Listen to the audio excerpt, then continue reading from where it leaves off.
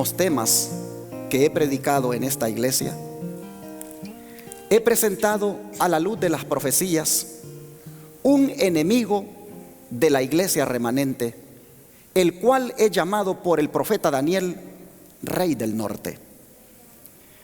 Pero mientras este enemigo va conquistando filosofías, movimientos religiosos y políticos, el que está verdaderamente detrás de ese Rey del Norte está atacando fuertemente de una manera individual a cada miembro de la iglesia remanente. En este tema, la casa vacía y los 8 demonios, vamos a ver la manera como el enemigo está atacándonos directamente a cada uno de nosotros. Abramos la Biblia en el libro de Mateo, capítulo 12, versículos 43 al 45. Mateo, capítulo 12, versículos 43 al 45.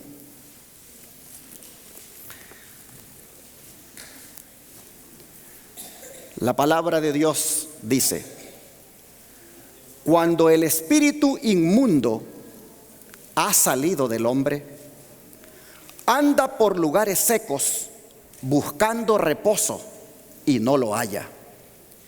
Entonces dice: volveré a mi casa de donde salí. Y cuando llega, la halla desocupada, barrida y adornada.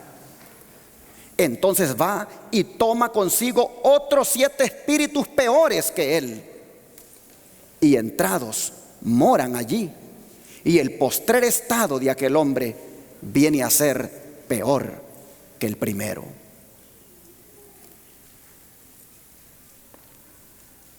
¿Para quién fue contada esta parábola? Dejemos que la mensajera del Señor, Elena White, nos diga para quién fue contada. En el libro Deseado de todas las gentes, en la página 290, a manera de introducción, antes de dar el discernimiento de la parábola, ella dice: luego añadió una amonestación a aquellos que habían sido impresionados por sus palabras, que le habían oído gustosamente, pero que no se habían entregado para que el Espíritu Santo morase en ellos. ¿Para quién fue contada la parábola? Para los que una vez han sido impresionados con el Evangelio, han oído gustosamente las buenas nuevas, pero que lamentablemente no se han entregado por completo para que el Espíritu Santo more en ellos. Sigue diciendo la sierva de Dios: en los días de Cristo, dice, como hoy, eran muchos los que parecían momentáneamente emancipados del dominio de Satanás. Por la gracia de Dios, habían quedado libres de los malos espíritus que dominaran su alma. Se gozaban en el amor de Dios.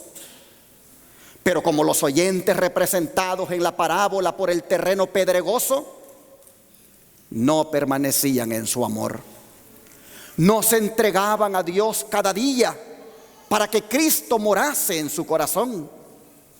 Y cuando volvía el mal espíritu con otros 7 espíritus peores que él, quedaban completamente dominados por el mal. ¿Estarán los miembros de la iglesia remanente expuestos a esto? ¿Estaremos los miembros de la iglesia de la verdad presente reflejados en esta radiografía de la condición de aquellos que, habiendo oído el mensaje, habiendo disfrutado de las buenas nuevas, no se han entregado completamente para que el Espíritu more en ellos? ¿Estaremos nosotros reflejados en esta realidad? Sin duda que así es. así es, pero no debería de ser así. ¿Cuántos de nosotros, nuestra vida espiritual no es óptima en este momento? ¿Cuántos de nosotros hemos decaído espiritualmente? ¿Cuántos de nosotros vamos inclusive retrocediendo en vez de avanzar en el crecimiento espiritual? ¿Cuántos de nosotros, habiendo tenido un encuentro con Jesús, habiéndonos bautizado una vez y entrado en los caminos de Dios con un gran gozo, hemos perdido el primer amor? ¿Cómo es que esto puede suceder? Esta mañana yo quisiera llevarlos al Antiguo Testamento para que ustedes vean un espejo en el cual podrían reflejarse. Y me refiero a lo que sucedió con el rey Saúl. Les invito a que vayamos al libro de Primera de Samuel, capítulo 10, y los versículos 6, 9 y 10. Libro primero de Samuel, capítulo número 10, versículo 6. Las escrituras dicen que cuando el profeta Samuel andaba buscando al que Dios había escogido como rey para su pueblo, en este caso Saúl, las escrituras dicen que el profeta le dijo algunas cosas que sucederían con él. Dice el verso 6: el Espíritu de Jehová vendrá sobre ti y profetizarás con ellos y serás mudado en otro hombre. ¿Qué cosa iba a pasar con Saúl? ¿Sería qué cosa? Mudado en otro hombre. Bueno, dice el versículo número 9: y sucedió que cuando él volvió la espalda para apartarse, le mudó Dios su corazón, y todas estas señales acontecieron en aquel día. ¿Con qué otra palabra nosotros podríamos identificar a este hombre? Sin duda, con la palabra de un hombre convertido a Dios. Mudar a alguien en otro hombre, cambiarle el corazón, colocar su espíritu en él, no es otra cosa que un nuevo nacimiento. ¿Estamos de acuerdo? Y esto es justamente lo que le dijo Samuel que le ocurriría a Saúl. El Espíritu de Jehová vendrá sobre ti, serás mudado en otro hombre. Y apenas le dio la espalda a Samuel, Dios mudó su corazón. Hermanos, la sierva del Señor, Ellen White, le llama a esta experiencia de Saúl un hombre nuevo. Ella dice: Saúl se convirtió en un hombre nuevo. El Señor no iba a dejar que se colocara a Saúl en un puesto de responsabilidad sin que recibiera la luz divina. Debía recibir una nueva vocación, y el Espíritu del Señor vino sobre él. El efecto de su transformación fue un hombre nuevo. El Señor dio a Saúl un nuevo espíritu, otros pensamientos, otros propósitos y otros deseos que los que había tenido antes. Esta instrucción, más el conocimiento espiritual de Dios que lo situó ventajosamente, debía unir su voluntad con la de Jehová. Así fue escrito en la carta número 12 en el año 1888. Pero yo he subrayado estas partes de lo que ocurrió con Saúl. Fue transformado en un hombre nuevo. El Señor le dio un espíritu nuevo. El Señor le dio otros pensamientos. El Señor le dio otros propósitos y otros deseos. que había tenido antes.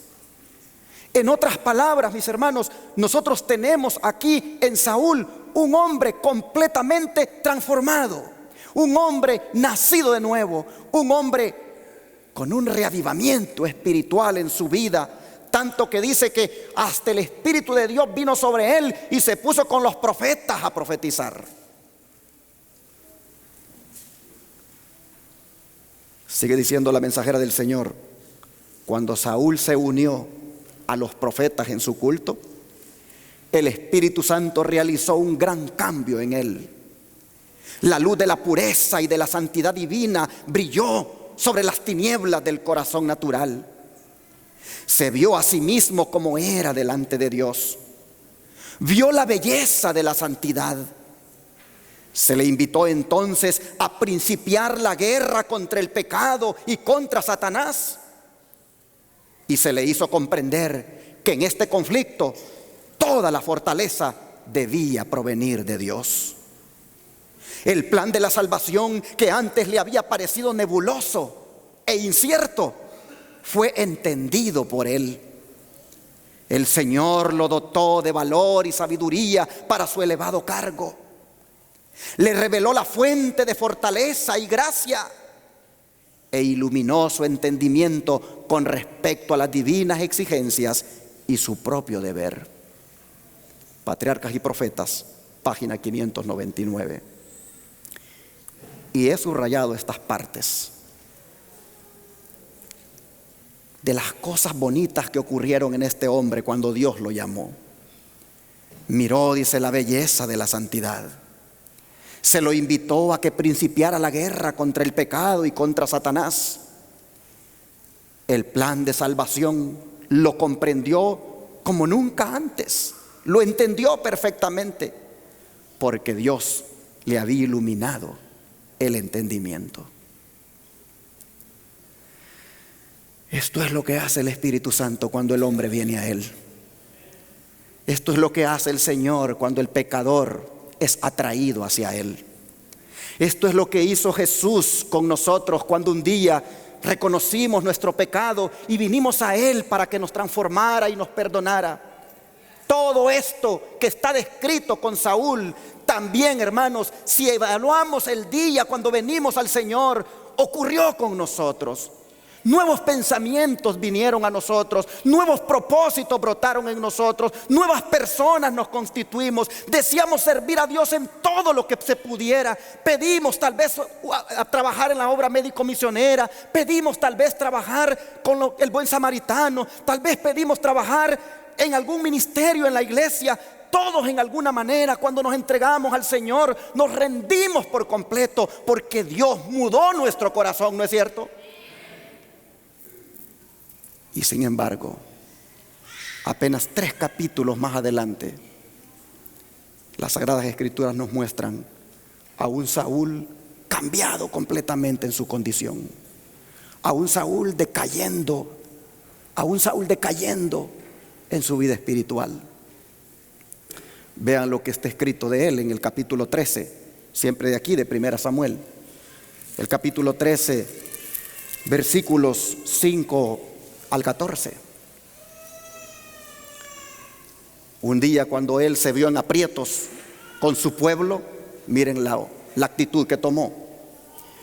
Entonces los filisteos se juntaron para pelear con Israel. 30,000 carros, 6,000 hombres de a caballo y pueblo tan numeroso como la arena que está a la orilla del mar. Y subieron y acamparon en Micmas, al oriente de Bet-Aven. Mas los hombres de Israel, viéndose puestos en estrecho, porque el pueblo estaba en aprieto, se escondió el pueblo en cuevas, en fosos, en peñascos, en rocas y en cisternas. Y algunos de los hebreos pasaron el Jordán a la tierra de Gad y de Galad. Pero Saúl estaba en Gilgal y todo el pueblo estaba tras él, temblando. Y él esperó 7 días conforme al plazo que Samuel había señalado. Pero Samuel no venía a Gilgal y el pueblo comenzó a desertársele. Entonces dijo Saúl: traigan mi holocausto y ofrendas de paz. Y ofreció el holocausto. Y aconteció que tan pronto como acabó de hacer el holocausto, he aquí Samuel que venía, y Saúl salió a su encuentro para saludarle. Entonces Samuel dijo: ¿qué has hecho? Y Saúl respondió: vi que el pueblo se me iba, porque tú no venías al plazo de los días, y los filisteos se estaban juntando en Micmas. Y me dije: los filisteos van a descender ahora contra mí a Gilgal, y yo no he implorado el favor de Jehová. Por tanto, me vi forzado y ofrecí holocausto. Entonces Samuel dijo a Saúl: locamente has hecho. No guardaste el mandamiento de Jehová tu Dios, que él te había ordenado. Pues ahora Jehová hubiera confirmado tu reino sobre Israel para siempre. Mas ahora tu reino no será duradero. Jehová se ha buscado varón según su corazón, al cual Jehová ha mandado que sea príncipe sobre su pueblo. Y por cuanto tú no has guardado lo que Jehová te mandó. ¿Qué era lo que Jehová había mandado? Que fuera rey nada más,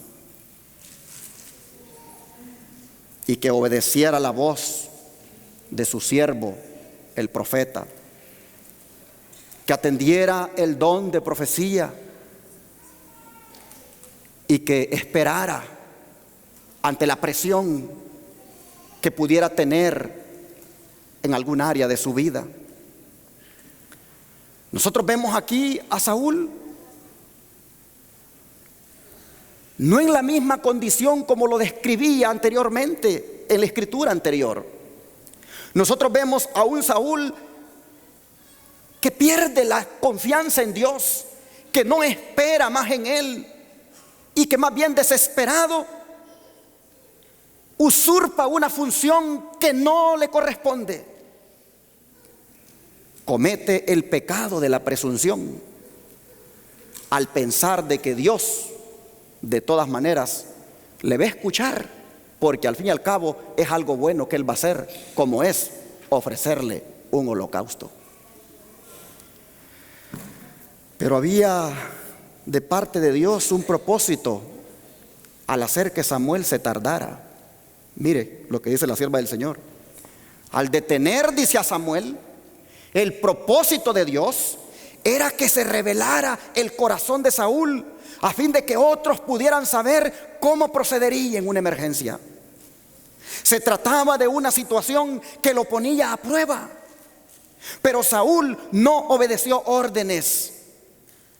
Pensó que no importaba quién o en qué forma se aproximara a Dios, y lleno de energía y complacencia propia, se adelantó para ejercer el oficio sagrado.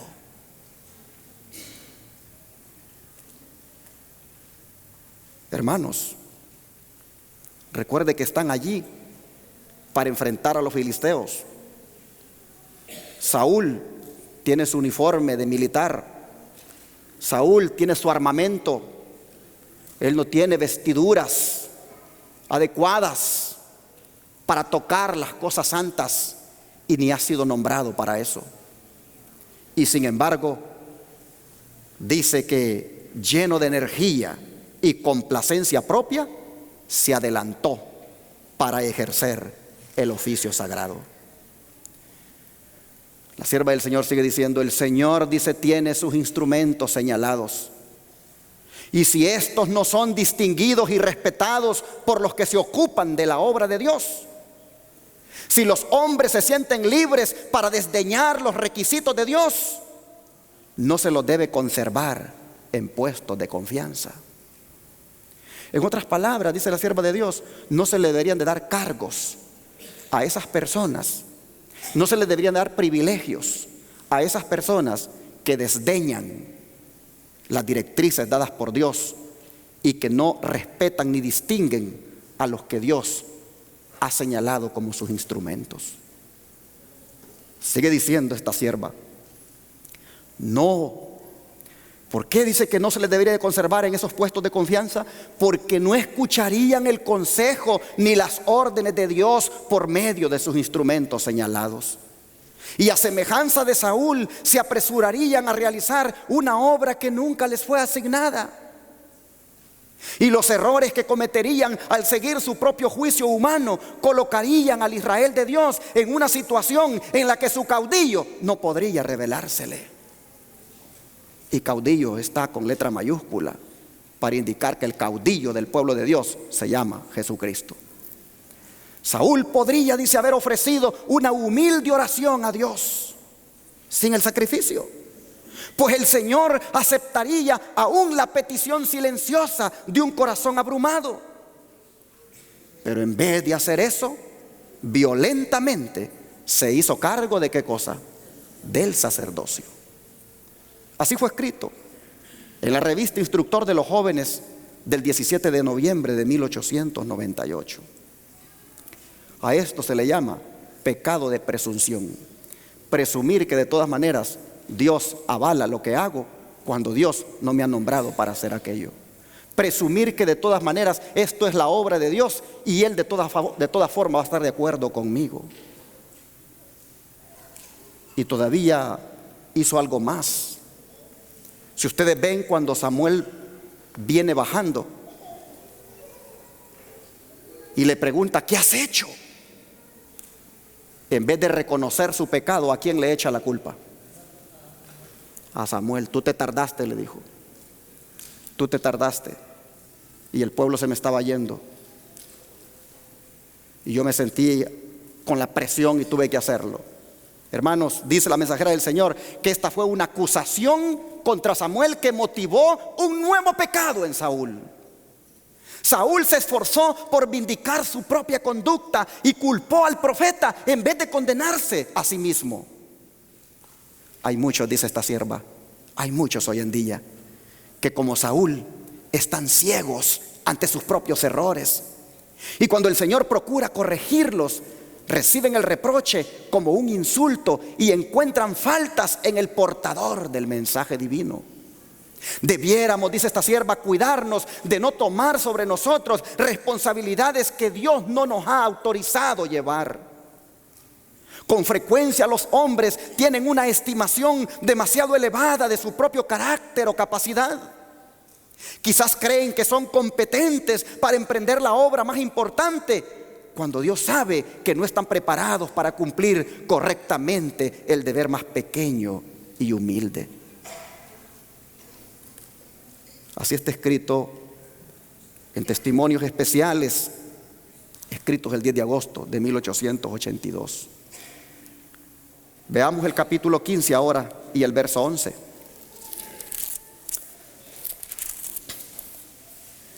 La palabra de Dios dice: me pesa el haber puesto por rey a Saúl, porque se ha vuelto de en pos de mí y no ha cumplido mis palabras. Y se apesadumbró Samuel y clamó a Jehová toda aquella noche. Me pesa haber puesto por rey a Saúl. ¿Qué mensaje, hermanos, le mandó Dios a Samuel, a Saúl de parte del profeta Samuel? Versículo 23. Aquí mismo en el capítulo 15, versículo 23. Dice la palabra del Señor: porque la rebeldía, le dice, es como el pecado de adivinación, y como iniquidad e idolatría la obstinación. Por cuanto tú, le dice, desechaste la palabra de Jehová, Él también te ha desechado para que no seas rey. Y el verso 26 dice: y Samuel respondió a Saúl: no volveré contigo, porque desechaste la palabra de Jehová, y Jehová te ha desechado para que no seas rey sobre Israel. Hermanos, ¿Por qué tanta decadencia espiritual? ¿Por qué un hombre que fue ungido? ¿Por qué un hombre que fue usado por el Señor? ¿Por qué un hombre que fue mudado en otro hombre? ¿Fue su corazón cambiado? ¿Por qué un hombre que hasta fue bendecido con el don de profetizar está en estos momentos siendo desechado por Dios? La mensajera del Señor, Ellen White, nos dice por qué. Ella escribió en Patriarcas y Profetas, página 622, lo siguiente: cuando Saúl, dice, se desvió de la reprensión que le mandó el Espíritu Santo de Dios y persistió en justificarse obstinadamente, rechazó el único medio por el cual Dios podía obrar para salvarlo de sí mismo. Se había, ¿qué cosa? Separado voluntariamente de Dios. Hermanos y hermanas, esta es la causa de tanta decadencia espiritual en nuestras vidas. Esta es la causa de que los reavivamientos no duren mucho en nosotros. Esta es la causa de que nosotros estemos cayendo y cayendo y cayendo en el pecado. Porque al igual que Saúl, habiendo sido bendecidos grandemente cuando el Señor nos llama, elegimos separarnos voluntariamente de Dios. Y una persona, mis hermanos, que se separa de Dios, el Espíritu no puede seguir con él. Vean lo que está escrito en Samuel 16, verso 14. Capítulo 16, siempre aquí en Primera de Samuel, verso 14 ahora. Dice: y el Espíritu de Jehová se apartó de Saúl y le atormentaba un espíritu malo de parte de Jehová. ¿Quién se separó de quién primero? Saúl se separó de Dios. Entonces, cuando Saúl se separa de Dios, sucede lo que dice el verso 14: el Espíritu de Dios se aparta de él y entonces viene un espíritu malo. Lección aprendida hasta aquí: el que no se somete plena y completamente a Dios queda expuesto al control de un espíritu malo. Hermanos, por eso Jesús contó la parábola de la casa vacía. Volvamos allá a la parábola, a Mateo 12 nuevamente, los versículos 43 y al 45. Mateo capítulo 12 y verso 43 al 45. El Señor dijo que cuando el espíritu inmundo sale del hombre, anda por ¿dónde? Anda por lugares secos. Los lugares secos, hermanos, son los lugares desiertos, donde el espíritu inmundo no encuentra hábitat para él. Él anda buscando dónde reposar, pero no lo encuentra en los lugares secos. De manera que el verso 44 dice: volveré, dice, ¿a dónde? A mi casa de donde salí. Y cuando llega, la halla desocupada, barrida y adornada. Entonces dice, va y toma consigo otros 7 espíritus peores que él, y entrados moran allí, y el postrer estado de aquel hombre viene a ser peor que el primero. Volveré. Esta expresión del espíritu inmundo, volveré, nos dice que la retirada de la casa es temporal. Hermanos, la casa vacía es un símbolo de todos nosotros. La casa aquí representa a todos los hijos de Dios. Representa, como dijo la mensajera del Señor en la primera cita que les puse, a los que un día han oído con gozo las buenas nuevas, a los que un día han entregado su corazón al Señor, pero que no se han entregado completamente para que el Espíritu Santo more en ellos. ¿Cuál es el problema, hermanos, de la casa? ¿Cuál es el problema? ¿Que estaba limpia? Ese no es el problema. ¿Que está adornada? Tampoco es el problema. Aquí todos nos vemos limpios y ordenados. Yo, mire, parezco limpio y ordenado con estos trapos que tengo aquí puestos. El gran problema no es que te parezcas limpio y ordenadito, mi hermano. El gran problema es que estés vacío. El gran problema, la gran tragedia de un cristiano es que parezca limpio y ordenado por fuera, pero vacío por dentro. Y eso, hermanos, es lo que yo quiero en esta hora traer a su conciencia, de que hay un rey del norte que está preparando su agenda para atacar a la iglesia remanente, pero antes el enemigo está atacando nuestras vidas porque nosotros estamos vacíos. Y muchos no somos conscientes que Él no viene solo, sino que trae más demonios con Él, porque ha encontrado que nosotros solo parecemos limpios y ordenados por fuera, pero vacíos por dentro. Mire lo que dice la mensajera del Señor explicando esta parábola. El hombre, dice, representado en la parábola, rompió lazos con Satanás, se negó a hacer su obra, pero su problema fue que luego de haber barrido y adornado su hogar, no invitó al huésped celestial. No basta, dice esta sierva, con tener un corazón limpio. Debemos llenar el vacío con el amor de Dios. Amén, hermanos.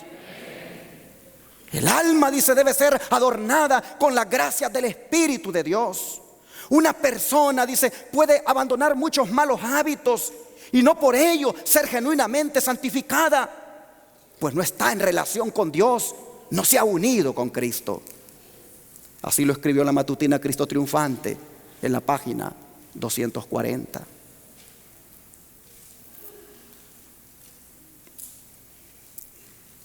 Hermana y hermano que me escuchas, el Señor ha traído este mensaje porque Él quiere que tú seas un cristiano victorioso.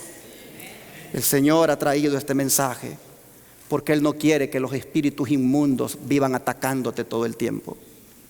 El Señor ha traído este mensaje para que te llenes de la presencia de Cristo en tu vida.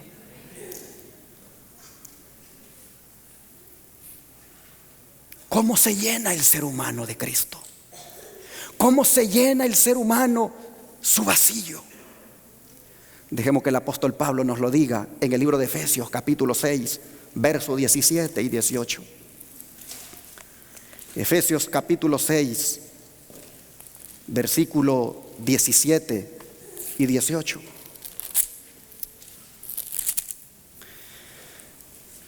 El apóstol Pablo dice: tomen el yelmo de la salvación y la espada del Espíritu, que es ¿qué cosa? La palabra de Dios.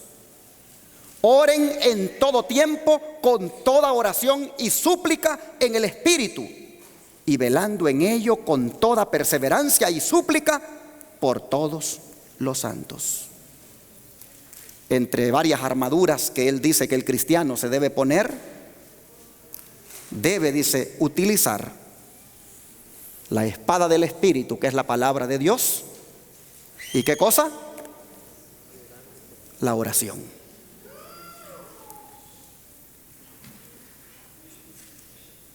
Colocarse estas armaduras toma tiempo. ¿Cuánto tiempo te toma a ti, mi hermana, mi hermano, en colocarte tu ropa cuando sales cada día? ¿Cuánto tiempo te toma a ti peinarte y ver que matice lo que te vas a poner? ¿Ves que colocarte esas vestiduras toma tiempo? Y sin embargo, ¿te lo tomas porque es necesario? Pues en este caso, hermano, la armadura de la espada del Espíritu, la palabra de Dios, y la oración son dos armaduras que lleva también tiempo ponérselas. Toma tiempo ponérselas. ¿Sabes cuál es la tragedia más grande? Que invertimos mucho tiempo en ponernos muchas cosas, pero no estamos invirtiendo en ponernos la armadura, que es el estudio de la palabra, y pasar en comunión con Dios, orando. Hermanos, llena tu vacío con la palabra de Dios. Si tienes la tentación todas las mañanas de primero abrir el Facebook para ver quién te ha escrito, no lo hagas, mi hermano, pierdes tu tiempo. Si tienes la tentación de primero ver en el internet, no sé, tantas cosas que hay ahora con esta tecnología que distraen, pero si tienes la tentación de primero ir allí para ver quién te escribió, mira primero lo que Dios te ha escrito para tu vida, mi hermano. Invierte tiempo para llenar tu vacío. Dedica tiempo para consultar con Dios los planes que tú tienes. Pregúntale al Señor en oración si lo que estás haciendo para tu vida espiritual está bien o hay cosas que mejor puedes hacer. Mire lo que dice la sierva del Señor para los que hagan esto. El enemigo, dice, no puede vencer al humilde alumno de Cristo, al que ora y anda en presencia del Señor. Cristo, dice, se interpone entre ambos como un escudo, un refugio para desviar los ataques del maligno. Se ha prometido lo siguiente: porque vendrá el enemigo como río, mas el Espíritu de Jehová levantará bandera contra él. No hay poder, dice, en todo el ejército satánico que pueda desarmar al alma que confía con sencilla fe en la sabiduría que desciende de Dios. Sin oración incesante y vigilancia diligente, corremos el riesgo de volvernos indiferentes y de desviarnos del sendero correcto. Nuestro adversario procura constantemente obstruir el camino al propiciatorio para que no obtengamos, mediante ardiente súplica y fe, gracia y poder para resistir a la tentación. Muchas veces, dice, las tentaciones parecen irresistibles, y es porque se ha descuidado, ¿qué cosa? La oración y el estudio de la Biblia. Y por ende no se pueden recordar luego las promesas de Dios, ni oponerse a Satanás con las armas de las Santas Escrituras. Ay, dice, un gran poder en la oración. ¿Estamos de acuerdo, hermanos? Nuestro poderoso adversario, dice, constantemente procura mantener lejos de Dios al alma turbada. Una súplica elevada al cielo por el santo más humilde es más temible para Satanás que los decretos gubernamentales o las órdenes reales. Así está escrito en el libro La Oración, página 108. Hermanos, me llamó la atención esta parte atrás. Dice, muchas veces las tentaciones parecen irresistibles porque se ha descuidado la oración y el estudio de la Biblia. Esta es la razón, hermanos, por la que muchos todavía no pueden dejar la pornografía. Esta es la razón por la que muchos todavía siguen consumiendo drogas. Esta es la razón por la que muchos todavía siguen ingiriendo alcohol. Esta es la razón por la que muchos todavía siguen con un carácter pésimo, maltratando a sus esposas, a sus hijos, o inclusive a sus esposos. Esta es la razón, hermanos, por las cuales inclusive surgen divisiones entre nosotros, porque hemos descuidado la oración y el estudio de la Biblia. Algunas veces estudiamos la Biblia, pero más bien para ver cómo le tiramos al hermano y no para ver cómo nos tiramos a nosotros. Algunas veces agarramos el espíritu de profecía y la Biblia para ver cómo se lo dedicamos a fulano de tal, cuando es para ti, mi hermano. Me recuerdo aquel día cuando Pedro le dijo a Jesús: pero ¿y este que nos sigue? Le dijo, ¿qué? ¿Y Cristo qué le dijo? Déjalo. Déjalo, si yo quiero que él quede. Hermanos, preocupémonos por nuestra salvación. Busquemos estar a cuentas con el Señor. Mire lo que sigue diciendo esta sierva: hay un gran poder en la oración. Nuestro poderoso adversario constantemente procura mantener lejos de Dios al alma turbada. Una súplica elevada al cielo por el santo más humilde es más temible para Satanás que los decretos gubernamentales o las órdenes reales. Y sigue diciendo ella: el enemigo impide que muchos de ustedes oren, diciéndoles que no sienten lo que oran y que sería mejor que esperaran hasta que adquieran más del espíritu de intercesión. De otra manera, sus oraciones serían una burla. Así el enemigo dice, susurra.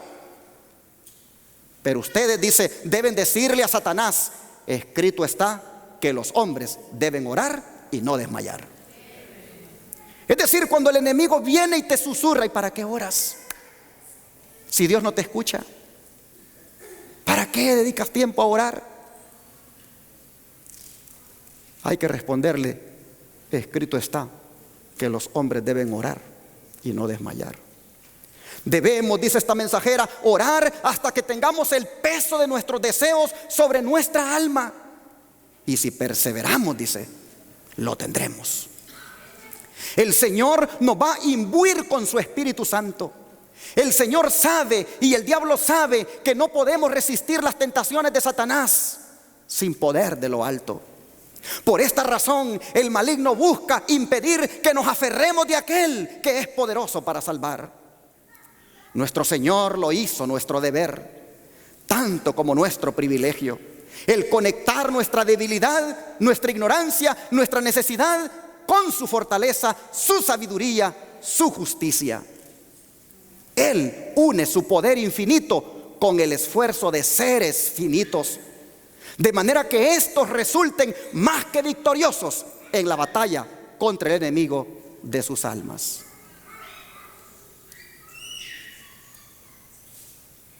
Oración, libro La Oración, página 320.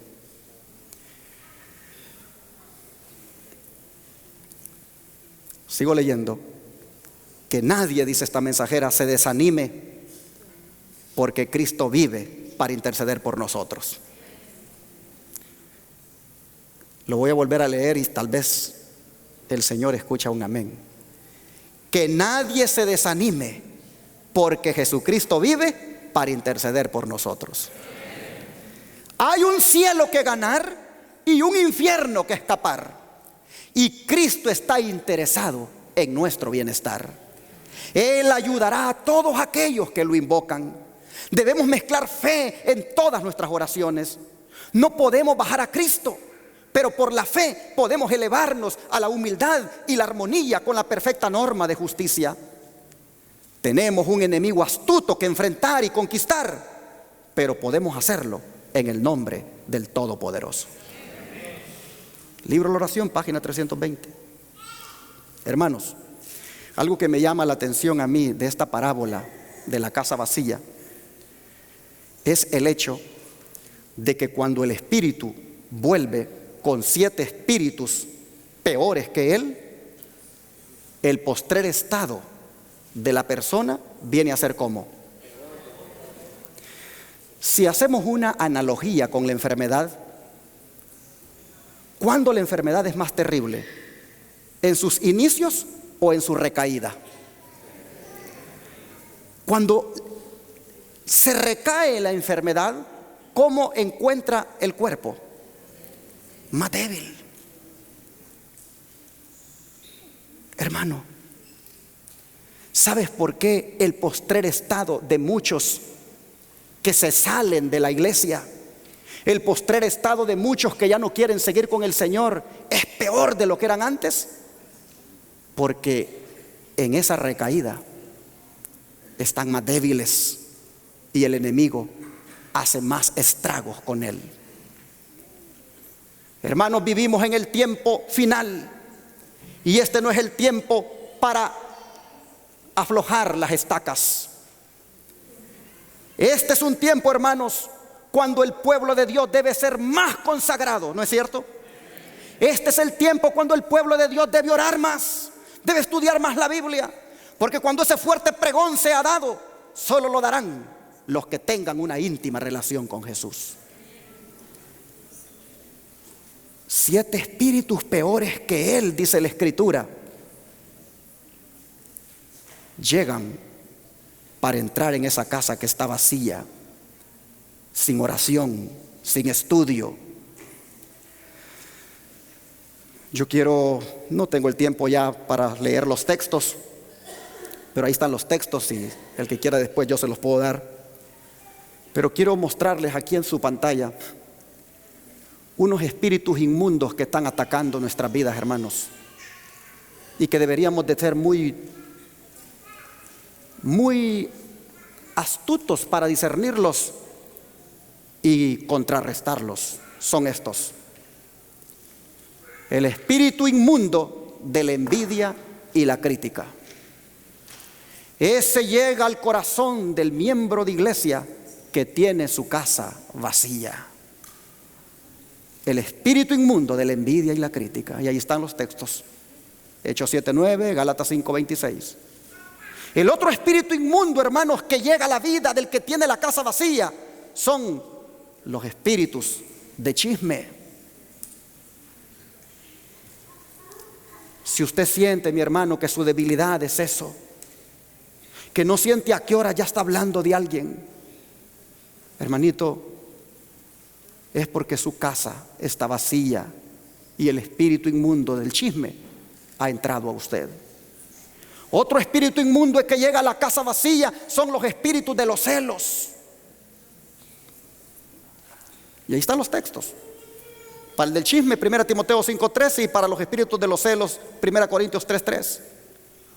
Otro espíritu inmundo, hermanos, que está llegando a los que tienen la casa vacía son los espíritus de lascivia.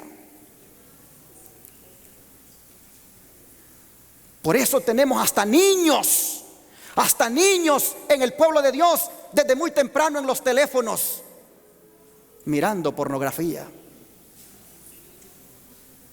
Hay una degradación moral.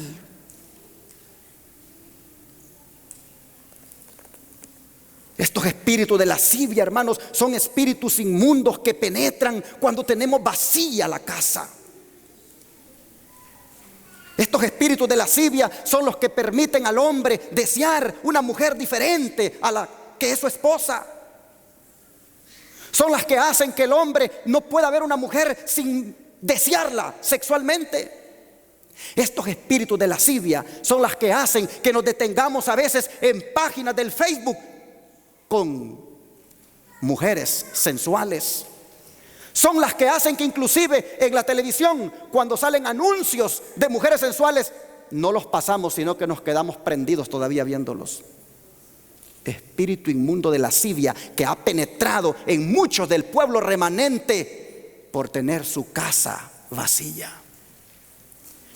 Bueno, eso está allí en Romanos 13:13 y 2 Corintios 12:21. Pero hermanos, está este otro espíritu inmundo, el espíritu del orgullo. Y que Santiago 4:1-8 dice que tristemente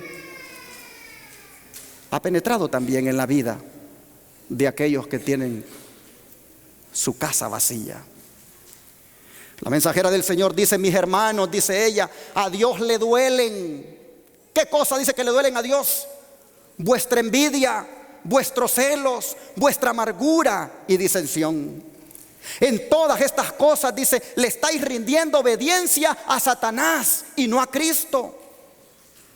Cuando vemos hombres, dice, que son firmes en sus principios, intrépidos en el cumplimiento del deber, celosos en la causa de Dios y sin embargo humildes, mansos y tiernos, pacientes para con todos, perdonadores, que manifiestan el amor por las almas por las cuales Cristo murió.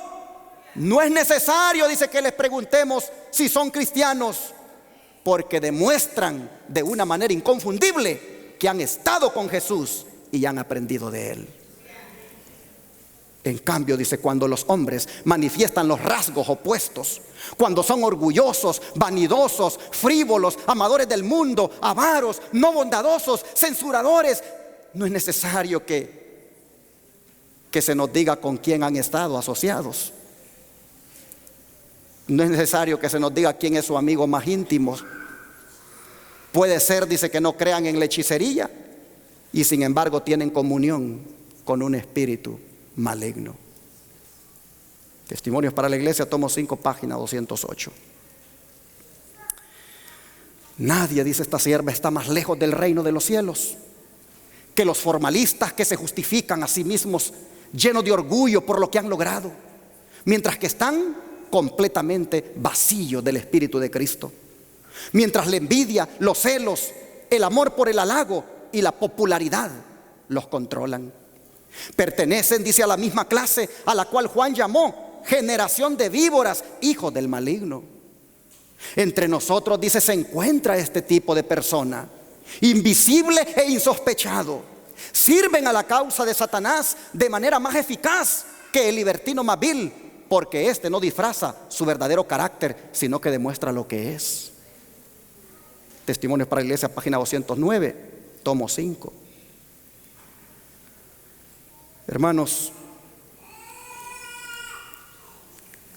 yo no sé si en esta mañana habrá un hermano aquí que esté enojado con otro hermano.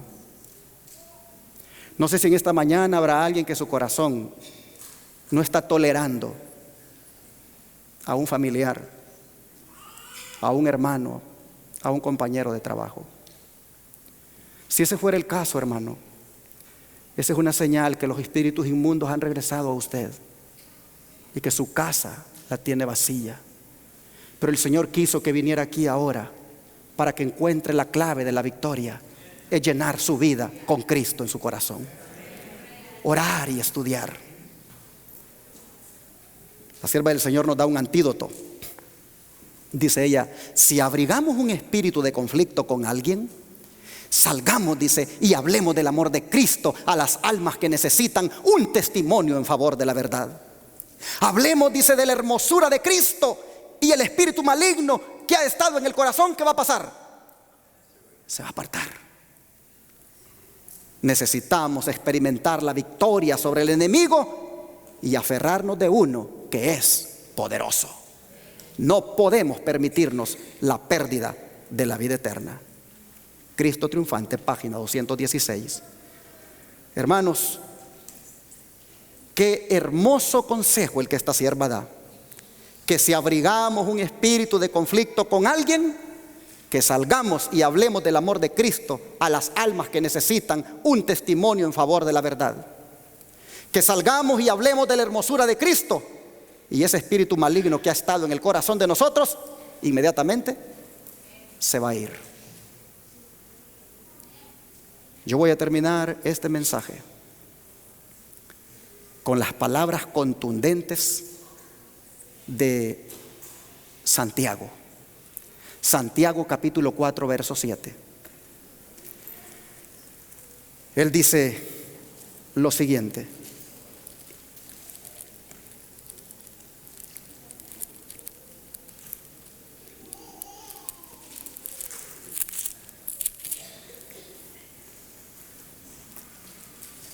someteos pues a Dios, resistid al diablo y él huirá de vosotros.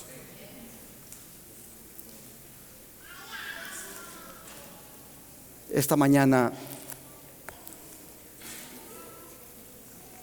yo quisiera que nos entreguemos al Señor, hermanos.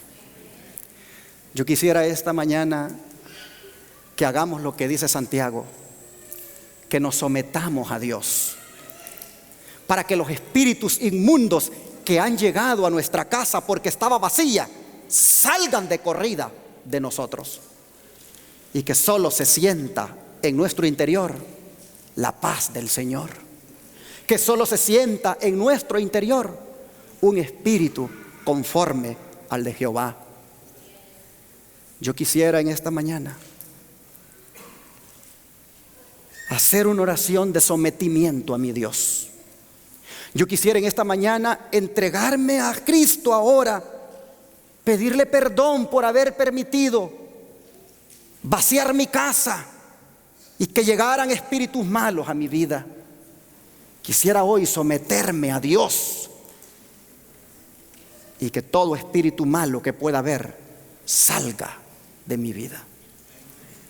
¿Habrá en esta congregación algún hermano, alguna hermana que quiere venir aquí adelante y que hagamos una oración de consagración al Señor y rogarle que todo espíritu maligno que pueda haber en nosotros salga? ¿Quién quisiera venir aquí adelante y entregar su vida a Jesús? ¿Quién quisiera aquí adelante entregarle al Señor ese carácter tan pésimo que tiene? ¿Quién quisiera hoy venir aquí adelante y rendirse al Señor y que todo espíritu que no sea de Dios salga de su vida? El Señor, hermanos, trajo esta parábola porque no quiere más cristianos vacíos. El Señor trajo esta parábola porque no quiere más cristianos siendo invadidos por los espíritus malignos. El Señor trajo esta parábola para que su pueblo hoy logre la victoria en Jesucristo. Vamos a arrodillarnos y vamos a orar.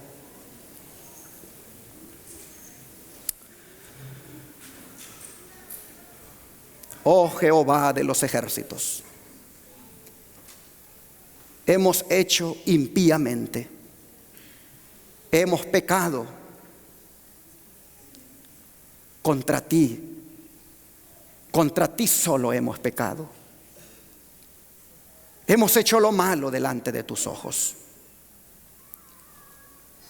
Nos vaciamos, Señor, de ti, y esto causó que el enemigo viniera como un río contra nosotros. Perdónanos, Padre, por haber dado cabida a los malos espíritus que llegaron a nosotros porque estábamos vacíos. Hoy hemos comprendido el mensaje. Hoy hemos entendido la amonestación.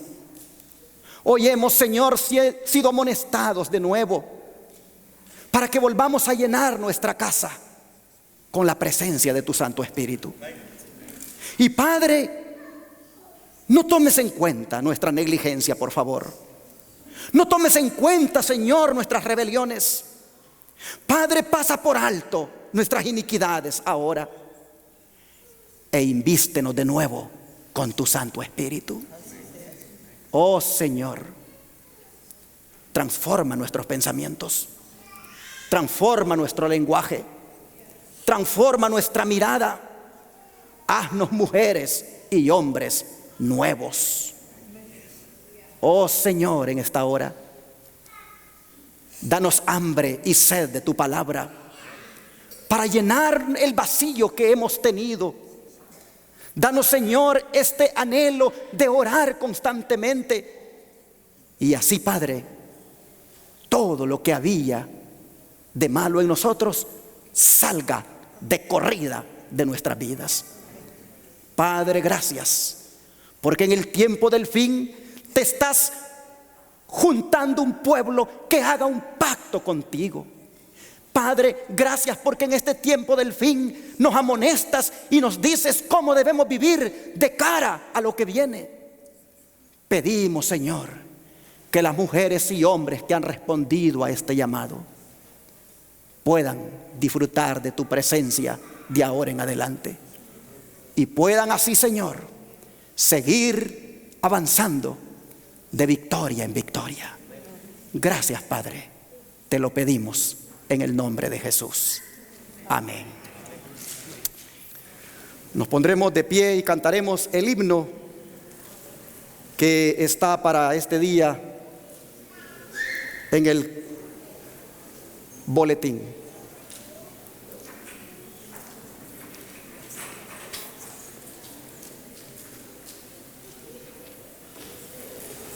Himno 187. Santo Espíritu de Cristo.